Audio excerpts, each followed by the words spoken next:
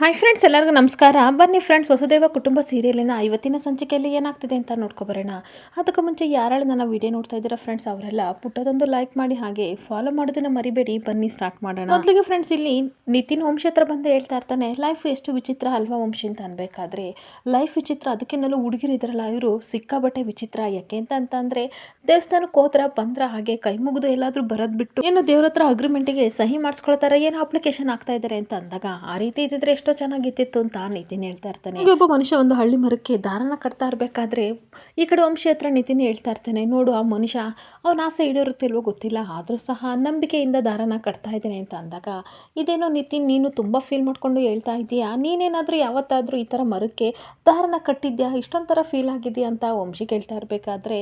ತಾನು ದಾರ ಕಟ್ಟಿದ ನೆನ್ಪು ಮಾಡ್ಕೊಂಡು ಹಾಗೆ ಬೇಜಾರಿಂದ ನಿಂತ್ಕೊಬಿಡ್ತಾನೆ. ಹಾಗೆ ಏನಪ್ಪ ನೀನು ಅರ್ಥ ಮಾಡ್ಕೊಳಕ್ಕಾಗಲ್ಲ, ಒಂಥರ ವಿಚಿತ್ರ ಆಡ್ತೀಯ ಅಂತ ವಂಶಿ ಹೇಳ್ತಾ ಇರ್ಬೇಕಾದ್ರೆ, ಸರಿಯಾದ ಟೈಮಿಗೆ ಯಾರ ಕುತ್ತಿಗೆಗೆ ನಾನು ತಾಳಿ ಕಟ್ಟಬೇಕಿತ್ತು ಅವ್ರ ಕುತ್ತಿಗೆಗೆ ಕಟ್ಟಿದ್ರೆ ಇಷ್ಟೆಲ್ಲ ಬರ್ತಲೇ ಇರಲಿಲ್ಲ, ಎಲ್ಲ ನನ್ನ ಗ್ರಹಚಾರ ಅಂತ ಅನ್ಬೇಕಾದ್ರೆ, ನೀನು ಹೇಳೋದು ಒಂದು ಅರ್ಥ ಆಗಲ್ಲ, ಬಿಟ್ಬಿಡು ಅಂತ ಹೇಳ್ತಿರ್ಬೇಕಾದ್ರೆ ಮತ್ತೆ ವಂಶಿ ಹೇಳ್ತಾ ಇರ್ತಾನೆ, ನಾನು ಅಷ್ಟೇ ಕಣೋ, ಸ್ವಾತಿ ಕೊರ್ಲಿಗೆ ತಾಳಿ ಕಟ್ಟಬೇಕಾದ್ರೆ ಫಸ್ಟ್ ಟೈಮ್ ಇದೇ ರೀತಿ ಯಾರೋ ಕಟ್ಟಿರೋ ತಾಳಿನ ತಗೊಬಂದು ನಾನು ಅವಳು ಕುತ್ತಿಗೆಗೆ ಕಟ್ಟಿದೆ ಅಂತ ಅಂದಾಗ, ವಂಶಿ ಈ ಕಡೆ ತಾನು ಕಟ್ಟಿದ ತಾಳಿನೇನಾದರೂ ಇವನು ಕಟ್ಟಿರ್ಬೋದು ಅಂತ ನೆನ್ಪು ಮಾಡ್ಕೋತಾ ಇರ್ತಾನೆ. ಮತ್ತೆ ನೆನ್ಪು ಮಾಡ್ಕೊಂಡು ಹೇಳ್ತಾ ಇರ್ತಾನೆ, ಯಾರ್ಯಾರ ಹಣೆ ಬರದಲ್ಲಿ ಏನಿದೆಯೋ ಅಲ್ಲ ದೇವ್ರಿಗೆ ಗೊತ್ತು, ಹೇಗೋ ಆಟ ಆಡಿಸ್ತಾನೆ ಅಂತ ವಂಶಿ ಹೇಳ್ತಾ ಇರ್ತಾನೆ. ಮತ್ತೆ ವಂಶಿ ಹೇಳ್ತಾ ಇರ್ತಾನೆ, ಒಳ್ಳೆ ಮುದುಕ್ರ ಥರ ಮಾತಾಡ್ತೀಯ ಕಣೋ, ನಿನಗಿನ್ನ ಹೆಂಗ್ ಮನೆ ಎಷ್ಟೋ ಬೆಟರು, ನನಗಂತೂ ಒಂದು ಅರ್ಥ ಆಗಲ್ಲ, ಬಾ ಡೌರಾಣಿಗಳಿಬ್ರು ಬಂದರು ಹೋಗೋಣ ಅಂತ ಅಂದ್ಬಿಟ್ಟು ಕಾರ್ನ ಹತ್ತಿಸ್ಕೊಂಡು ಈ ಕಡೆ ಎಲ್ಲನೂ ಕರ್ಕೊಂಡು ಮನೆ ಕಡೆ ಹೋಗ್ತಾ ಇರ್ತಾನೆ. ಏನು ಕಡೆ ಪದ್ಮ ಇರಬರೋ ಸೀರಿಯಲನ್ನು ತೆಗೆದಿರು ನೋಡ್ತಾ ಇರಬೇಕಾದ್ರೆ ಅಷ್ಟೊತ್ತಿಗೆ ಒಳಗಡೆ ಅಜ್ಜಿ ಬರ್ತಾರೆ. ಅಜ್ಜಿ ಬಂದ್ಬಿಟ್ಟು, ಏನೇ ಪದ್ಮ ಈ ಥರ ಕೆಲಸ ಮಾಡ್ತಿದ್ಯಾ, ಏನೇ ಮಾಡ್ತಿದ್ಯಾ ಅಂತ ಅನ್ಬೇಕಾದ್ರೆ, ನಿಧಾನಕ್ಕೆ ಮಾತಾಡುತ್ತೆ ಅವಳು ಎಲ್ಲಿ ಅಂತ ಅನ್ಬೇಕಾದ್ರೆ, ಓ ಅವಳ ಆ ಸೂರ್ಪಣಕ್ಕಿನ ಎಲ್ಲೋ ಹೋಗಿದ್ದಾಳೆ ಬಿಟ್ಬಿಡು ಅಂತ ಅನ್ಬೇಕಾದ್ರೆ, ಅಯ್ಯೋ ನಿಧಾನ, ಕೇಳಿಸ್ಕೊಂಡ್ರೆ ಅಷ್ಟೇ ನನ್ನನ್ನೊಂದು ಗತಿ ಮಾಡಿಬಿಡ್ತಾಳೆ ಗೀತಾ ಅಂತ ಅಂದ್ಬಿಟ್ಟು, ಏನು ಮಾಡ್ತಿದ್ಯಾ ಹೇಳು ಅಂತ ಅಂದಾಗ, ಏನು ಗೊತ್ತಾ ಸ್ವಾತಿ ಏನೋ ಮದುವೆ ಆಗಿಬಿಟ್ಲು ಅತ್ತೆ, ಆದರೆ ನಮ್ಮ ಮನೆ ಕಡೆಯಿಂದ ಏನಾದರೂ ಕೊಡಬೇಕಲ್ವಾ, ಇವತ್ತು ಶಾಂತಿ ಮುಹೂರ್ತ ಬೇರೆ ಇಟ್ಕೊಂಡಿದ್ದಾರೆ, ಅದಕ್ಕೋಸ್ಕರ ನನ್ನ ಹತ್ರ ಉಡ್ದಲೇ ಇರೋದು ಸೀರೆ ಯಾವುದಾದ್ರು ಇದೆಯಾ ಅದನ್ನು ಕೊಡೋಣ ಅಂತ ನೋಡ್ತಾ ಇದ್ದೆ ಅಂತ ಪದ್ಮ ಹೇಳ್ತಾ ಇರ್ತಾರೆ. ಆಗ ಅಜ್ಜಿ ಹೇಳ್ತಾ ಇರ್ತಾರೆ, ಹೌದು ಕಣೆ ಪದ್ಮ, ನಾನು ಮರ್ತ್ಬಿಟ್ಟೆ, ನಾವಿರೋ ಪರಿಸ್ಥಿತಿಲಿ ಅವಳಿಗೊಂದು ಒಳ್ಳೆ ಸೀರೆ ತೆಕ್ಕೊಡಕ್ಕೂ ಸಹ ನಮಗೆ ಶಕ್ತಿ ಇಲ್ಲ ಕಣೆ, ತುಂಬ ಬೇಜಾರಾಗ್ತಾ ಇದೆ, ಆದರೆ ಒಂದು ಕೆಲಸ ಮಾಡ್ತೀನಿ ಇರು, ಯಾವುದಾದ್ರೂ ಸೀರೆ ಇದ್ದರೆ ನೋಡೆ ಕೊಟ್ಟು ಬರೋಣ ಅಂತ ಅಂದಾಗ, ಇಲ್ಲ ಅತ್ತೆ ನನ್ನ ಹತ್ರ ಇರೋದೆಲ್ಲ ಹಳೆ ಸೀರೆ ಅಂತ ಹೇಳ್ತಾ ಇರಬೇಕಾದ್ರೆ, ಹಿರೇ ಗೀತನ ಹತ್ರ ಕೇಳಿ ಬರ್ತೀನಿ ಅಂತ ಅನ್ಬೇಕಾದ್ರೆ ಅವಳು ಖಂಡಿತ ಕೊಡಲ್ಲ, ಕಿರ್ಚಾಡ್ತಾಳೆ ಅಂತ ಅಂದಾಗ, ದಾನಕ್ಕೆ ಕೊಡಬೇಕು, ಯಾವುದಾದ್ರೂ ಒಂದು ಒಳ್ಳೆ ಸೀರೆ ಕೊಡು ಅಂತ ಕೇಳ್ತೀನಿ ಅಂತ ಅಂದಾಗ,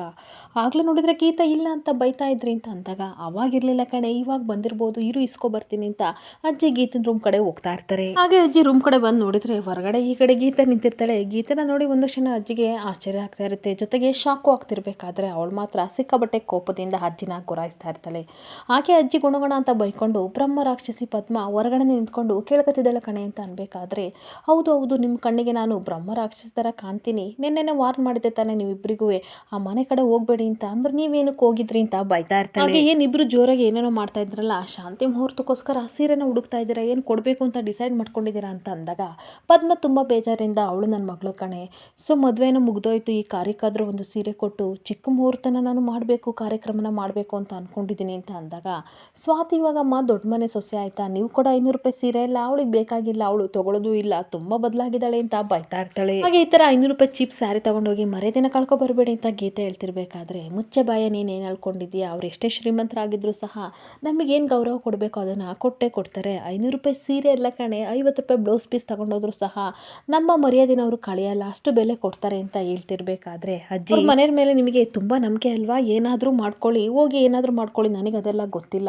ನಾನಂತೂ ಸೀರೆ ಕೊಡೋದಿಲ್ಲ, ನನ್ನ ಮೇಲೆ ನಿಮಗೆ ನಂಬಿಕೆನೂ ಇಲ್ಲ ಅಲ್ವಾ, ಬೇಕಾಗಿಲ್ಲ ಬಿಡಿ ಅಂತ ಕೋಪ ಮಾಡ್ಕೊಂಡು ಈ ಕಡೆ ಗೀತಾ ಹೊರಟೋಗ್ತಾ ಇರ್ತಾಳೆ. ಹಾಗೇನು ಕಡೆ ಭವಾನಿ ಅಜ್ಜಿ ರಾಧಿಕಾ ಅಂತ ರಾಧಿಕನ್ ಕರಿತಿರ್ಬೇಕಾದ್ರೆ, ಏನಮ್ಮ ಹೇಳಿ ಅಂತ ಅಂದಾಗ, ಇವತ್ತು ವಂಶಿಗೂ ಸ್ವಾತಿಗೂ ಶಾಂತಿ ಮುಹೂರ್ತ ಮಾಡಬೇಕು ಅಂತ ಅಂದ್ಕೊಂಡಿದ್ದೀನಿ, ಅವ್ರ ಮನೆ ಹತ್ರ ಹೋಗಿ ಕೇಳ್ಕೊಬರೋಣ, ಯಾಕೆಂತಂದರೆ ತವ್ರ ಮನೆಯಿಂದಲೇ ತಾನೇ ಸೀರೆ ಕೊಡಬೇಕಾಗಿರೋದು, ಕೊಡ್ತಾರೆ ಹಿಂಗೆ ಕೇಳ್ಕೊಬರೋಣ ಅಂತ ಅಂದಾಗ, ನಾವೇ ಹೋಗಿ ಕೇಳಿದರೆ ಏನು ಚೆನ್ನಾಗಿರುತ್ತೆ, ಕೇಳೋದೇನು ಬೇಡ, ನಾವೇ ಎಲ್ಲ ಮಾಡಿ ಮುಗಿಸೋಣ ಅಂತ ಅನ್ಬೇಕಾದ್ರೆ, ಅಷ್ಟೊತ್ತಿಗೆ ತನ್ನ ಮನಸ್ಸಲ್ಲಿ ರಾಗಿಣಿ ಸ್ಕೆಚ್ ಹಾಕೋತಾ ಇರ್ತಾಳೆ. ಶಾಂತಿ ಮುಹೂರ್ತಕ್ಕೆ ಅವ್ರ ಕಡೆಯಿಂದ ಸೀರೆ ಕೊಡಲಿಲ್ಲ ಅಂತ ಅಂದರೆ ಇವತ್ತು ಈ ಕಾರ್ಯಕ್ರಮ ಆಗಲ್ಲ ಅಂತ ಅನಿಸುತ್ತೆ, ಸೊ ಹಾಗಾಗಿ ಅವರು ಸೀರೆ ಕೊಡ್ದಂಗೆ ನಾನೇನಾದರೂ ಪ್ಲಾನ್ ಮಾಡಬೇಕು, ಅವ್ರ ತಲೆಗೆ ಹೋಗಿ ಏನೇನಾದರೂ ತುಂಬಬೇಕು ಅಂತ ರಾಗಿಣಿ. ಹಾಗೆ ಮತ್ತೆ ಭವಾನಿ ಅಜ್ಜಿ ಹೇಳ್ತಾ ಇರ್ತಾರೆ, ಏನು ಗೊತ್ತಾ ರಾಧಿಕಾ, ತವರು ತುಂಬ ದೂರ ಇದ್ದರೆ ಏನೋ ಒಂದು ಮಾಡ್ಬೋದಿತ್ತು, ಆದರೆ ಪಕ್ಕದಲ್ಲೇ ಇದೆ ಕಣೆ, ಅವ್ರು ಮರ್ತಿದ್ದಾರೆ ಏನೋ ಗೊತ್ತಿಲ್ಲ, ನಾವೇ ಒಂದು ಮಾತು ಕೇಳ್ಕೊಬರೋಣ ಅಂತ ಅಂದಾಗ, ಬೇಡ ಅಮ್ಮ ಅದೆಲ್ಲ ಚೆನ್ನಾಗಿರಲ್ಲ ಅಂತ ರಾಧಿಕಾ ಹೇಳ್ತಾ ಇದ್ರೆ, ರಾಗಿಣಿ ನಾನೇ ಹೋಗಿ ಇಸ್ಕೊಬರ್ತೀನಿ ಅಜ್ಜಿ ಪ್ಲೀಸ್ ಪ್ಲೀಸ್ ಅಂತಿರ್ಬೇಕಾದ್ರೆ, ರಾಗಿಣಿ ನೀನು ಇಂಥದಕ್ಕೆಲ್ಲ ಹೋಗ್ಬಾರ್ದು ಅಂತ ರಾಧಿಕಾ ಬೈತಾ ಇರ್ತಾಳೆ. ಅಷ್ಟೊತ್ತಿಗೆ ಮೇಘ ಸೀರೆ ಎಲ್ಲ ಬಂದುಬಿಟ್ಟು ಅಜ್ಜಿ ತೊಗೊಳ್ಳಿ ಇದನ್ನು ಅಮ್ಮ ಕೊಡೋಕ್ಕೆ ಅಂತ ಹೇಳಿದ್ರು ಅಂತ ಅಂದಾಗ ಅಜ್ಜಿಗೆ ಸಿಕ್ಕಾಬಟ್ಟೆ ಖುಷಿಯಾಗಿ ಹೌದಾ ತಂದೆ ಅಲ್ಲ ನಾನು ಅದನ್ನೇ ಕಾಯ್ತಾ ಇದ್ದೆ ಬಾ ಸ್ವಾತಿನ ನೀನು ಯಾರು ರೆಡಿ ಮಾಡಿವಂತೆ ಅಂತ ಮೇಘನ ಕರ್ಕೊಂಡು ಹೋಗ್ತಾ ಇದ್ರೆ ಈ ಕಡೆ ರಾಗಿಣಿಗೆ ಸ್ವಲ್ಪ ಕೋಪ ಬರ್ತಾ ಇರುತ್ತೆ. ಆಗ ರಾಧಿಕಾ ಹೇಳ್ತಾ ಇರ್ತಾಳೆ, ಅಮ್ಮ ನೋಡಿದರೆ ಅವರಿಬ್ಬರಿಗೂ ಶಾಸ್ತ್ರ ಮಾಡೋಕ್ಕೆ ರೆಡಿ ಆಗಿದ್ದಾರೆ, ಖಂಡಿತ ಅವರಿಬ್ಬರು ಈ ರೀತಿ ಒಂದಾಗಲ್ಲ, ನಾವೇ ಏನಾದರೂ ಪ್ಲಾನ್ ಮಾಡಬೇಕು ಅಂತ ರಾಧಿಕಾ ಹೇಳ್ತಾ ಇದ್ರೆ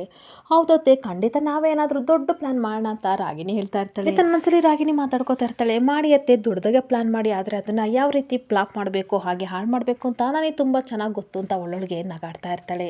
ಹಾಗೆ ಇನ್ನೊಂದು ಕಡೆ ರೂಮ್ ಒಳಗಡೆ ಕೂತ್ಕೊಂಡು ಈ ಕಡೆ ಸ್ವಾತಿ ಸಿಕ್ಕಾಪಟ್ಟೆ ಯೋಚನೆ ಮಾಡ್ತಾ ಇರ್ತಾಳೆ. ಅಮ್ಮನಿಗೂ ಹಾಗೆ ಪ್ರೀತಿಗೂ ನಾನು ಟ್ಯಾಬ್ಲೆಟ್ ತರ್ತೀನಿ ಅಂತ ಮೇಘನ್ಗೂ ಹೇಳ್ಬಿಟ್ಟೆ, ಆದರೆ ನನ್ನ ಹತ್ರ ದುಡ್ಡೇ ಇಲ್ವಲ್ಲ, ಯಾವ ರೀತಿ ನಾನು ಅವರಿಗೆ ಬಿಡಿಸಂತ ಅಂದ್ಕೊಡ್ಲಿ, ದೇವ್ರಿಗೆ ಏನು ಮಾಡಲಿ ಅಂತ ಯೋಚನೆ ಮಾಡಿಕೊಂಡು ಭಾವನಿಗೆ ಏನಾದರೂ ಕಾಲ್ ಮಾಡಲ ಅಂತ ಅನ್ಕೋತಾ ಇರ್ತಾಳೆ. ಚೇಚೆ ನಾನೇನಾದರೂ ಭಾವನಿಗೆ ಕಾಲ್ ಮಾಡಿದರೆ ಅಕ್ಕನಿಗೆ ಗೊತ್ತಾದರೆ ರಂಪಾಟ ಮಾಡಿಬಿಡ್ತಾಳೆ, ಏನು ಮಾಡೋದು ಅಂತ ಯೋಚನೆ ಮಾಡಬೇಕಾದ್ರೆ ಅಷ್ಟೊತ್ತಿಗೆ ಅಜ್ಜಿ ಸ್ವಾತಿ ಅಂತ ರೂಮ್ ಕಡೆ ಬರ್ತಿರ್ಬೇಕಾದ್ರೆ ಅಜ್ಜಿ ಹೇಳಿ ಅಂತ ಅಂದಾಗ ನೋಡು ಯಾರು ಬಂದರೆ ಅಂತ ಅಂದಾಗ ಮೇಘನ ನೋಡಿ ಹುಡುಗಿ ಸಿಕ್ಕಾಪಟ್ಟೆ ಖುಷಿ ಆಗ್ತಿರುತ್ತೆ. ಮೇಘ ಅಮ್ಮನಿಗೂ ಹಾಗೆ ಪ್ರೀತಿಗೂ ಮೆಡಿಸನ್ ತಂದ್ಕೊಟ್ಟೇನೆ ಅಂತ ಅಂದಾಗ ಅಕ್ಕ ನೀನು ತಲೆ ಕೆಡಿಸ್ಕೋಬೇಡ, ಅವರೆಲ್ಲ ಆರಾಮಾಗಿದ್ದಾರೆ, ಅಮ್ಮ ಸೀರೆ ಕೊಟ್ಟು ಕಳಿಸಿದ್ದಾರೆ ಅದನ್ನು ನೀನು ಉಟ್ಕೊ ಅಂತ ಅಂದಾಗ ಈ ಕಡೆ ಅಜ್ಜಿ ಹೇಳ್ತಾ ಇರ್ತಾರೆ, ನೀನು ಇವಳನ್ನ ರೆಡಿ ಮಾಡು ನನಗೆ ಕೆಲಸ ಇದೆ ಹೋಗ್ತೀನಿ ಅಂತ ಹೋದಾಗ ಬಾರೆ ನಾನು ಶಾಸ್ತ್ರಕ್ಕೆ ರೆಡಿ ಮಾಡ್ತೀನಿ ಅಂತ ಈ ಕಡೆ ಮೇಘ ಕರಿತಾ ಇರ್ತಾಳೆ. ಅಷ್ಟೊತ್ತಿಗೆ ಸ್ಯಾರಿ ತೊಗೊಳ್ಳೋದು ಅಮ್ಮ ಕೊಟ್ಟಿದ್ದು ಅಂತ ತೆಗೆದು ನೋಡಿದಾಗ ಸ್ಯಾರಿ ನೋಡಿ ಈ ಕಡೆ ಸ್ವಾತಿಗೆ ಸಿಕ್ಕಾಬಟ್ಟೆ ಬೇಜಾರಾಗ್ತಾ ಇರುತ್ತೆ. ಯಾಕೆ ಅಂತಂದರೆ ಸ್ಯಾರಿನ ನಿತಿನ್ ಅವಳಿಗೆ ಕೊಟ್ಟಿರೋದ್ರಿಂದ ಆ ಸ್ಯಾರಿ ನೋಡಿ ಅವಳಿಗೆ ತುಂಬ ಬೇಜಾರಾಗ್ತಾ ಇರಬೇಕಾದ್ರೆ ಮೇಘ ಹೇಳ್ತಾ ಇರ್ತಾಳೆ, ಇದು ಒಂದೇ ಕಣೆ ಹೊಸ ಸೀರೆ ಇದ್ದಿದ್ದು ಯಾವುದೂ ಇರಲಿಲ್ಲ, ಅದಕ್ಕೆ ಅಮ್ಮ ಇದನ್ನೇ ಕೊಟ್ಪ ಅಂತ ಹೇಳಿದ್ರು ಅಂತ ಅಂದರೆ ಸ್ವಾತಿ ಸಿಕ್ಕಾಬಟ್ಟೆ ಬೇಜಾರು ಮಾಡಿಕೊಂಡು ಮುಖನ ಆ ಕಡೆ ತಿರ್ಕೊಂಡು ನಿಂತಿದ್ರೆ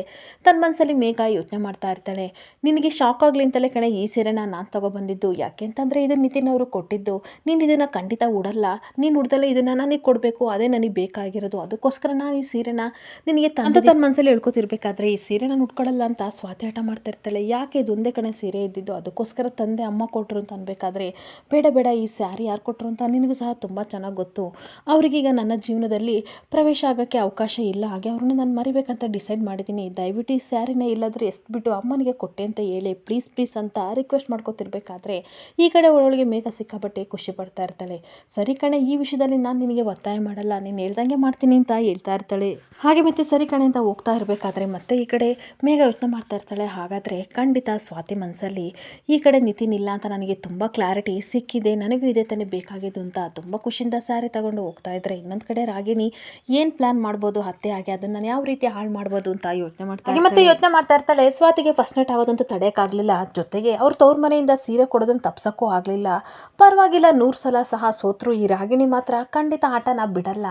ಅಂತ ಅಂದ್ಬಿಟ್ಟು ಐ ಮಿಸ್ ಯು ಅಂತ ಒಂದು ಲೆಟರಲ್ಲೇ ಬರೆದ್ಬಿಟ್ಟು ಇದನ್ನು ಯಾರ ಕೈಗೆ ಸೇರಿಸ್ಬೇಕು ಅವ್ರ ಕೈಗೆ ಸೇರಿಸಿದ್ರೆ ಖಂಡಿತ ಅವಳಿಗೆ ಏನಾಗಬೇಕು ಅದನ್ನು ಹಾಗೆ ಆಗುತ್ತೆ ಅಂತ ಪ್ಲ್ಯಾನ್ ಮಾಡ್ತಿರ್ಬೇಕಾದ್ರೆ ಅಷ್ಟೊತ್ತಿಗೆ ಪಶುಪತಿ ಕಾಲ್ ಮಾಡ್ತಾನೆ. ಹೇಳಿ ಅಪ್ಪ ಅಂತ ಅಂದಾಗ ಯಾಕೆ ಮಗಳೇ ಇಷ್ಟು ಡಲ್ಲಾಗಿದೆಯಾ, ಏನಾಯಿತು, ಯಾಕೆ ಅಲ್ಲಿ ಯಾರಾದರೂ ಏನಾದರೂ ಬೈದ್ರಾ ಅಂತ ಕೇಳ್ತಾ ಇರ್ತಾನೆ.